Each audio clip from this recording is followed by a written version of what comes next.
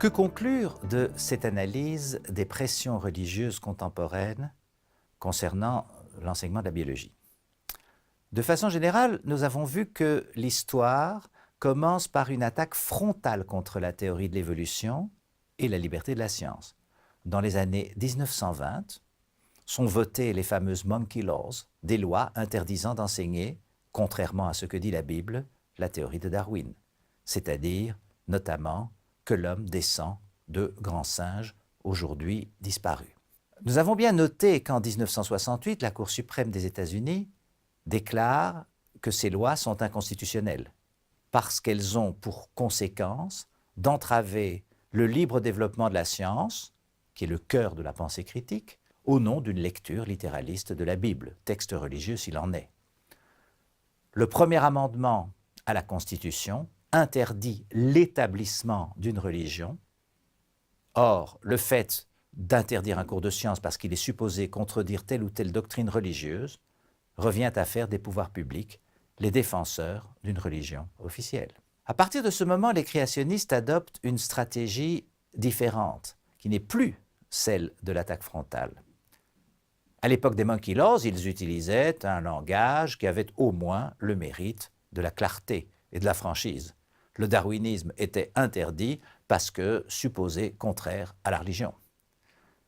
La liberté de la science et de l'enseignement faisait face à un État protégeant la religion, bref, un État non vraiment laïque.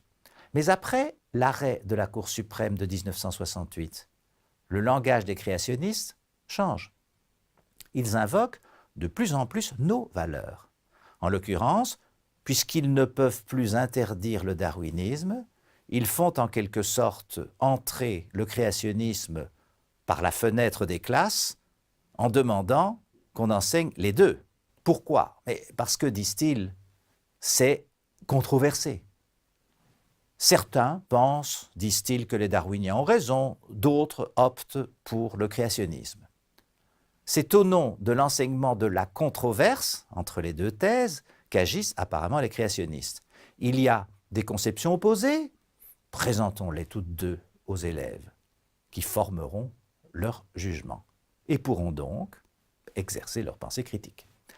Les créationnistes récupèrent donc à leur profit les idées de l'adversaire. Ils inventent une controverse tout à fait artificielle qui n'a tout simplement pas lieu d'être pour les scientifiques dignes de ce nom.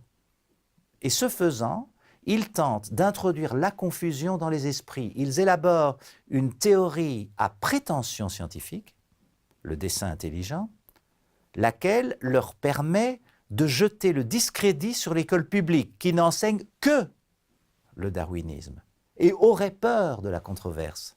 Vous savez que le juge Jones, dans le procès Kitzmiller de 2005, doit se rendre à l'évidence. La controverse n'existe tout simplement pas pour un esprit rigoureux ou pour un esprit simplement honnête.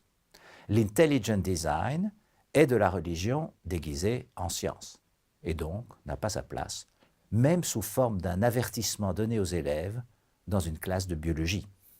Les biologistes des grandes universités américaines qui ont été appelés à témoigner devant le tribunal montrent tous que l'idée d'un ingénieur supranaturel ayant conçu et façonné les organismes complexes, que cette idée n'a pas de validité scientifique. Mais ces réfutations n'ont pas empêché les créationnistes de poursuivre leur activité de sape de la science. Nous les retrouvons aujourd'hui en Europe, parlant le langage de la pensée critique pour mieux l'étouffer. C'est un des buts de ce MOOC que de renforcer la vigilance des esprits libres à l'égard de telles stratégies.